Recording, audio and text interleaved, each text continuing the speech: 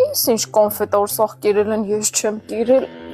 Ուրեմն ես, որպես փորձարկումների մայր, տեսնեմ, որ մարդիկ ուտում են բրունի եւ գնահատում են եւ ես դեռևս չեմ փորձարկել, դա հենց հիմա կշտկենք։ Պուպսիկի, փորձարկում։ Առաջինը կփորձենք բրունի, շոկոլադային կեքս, կարամելի միջուկով։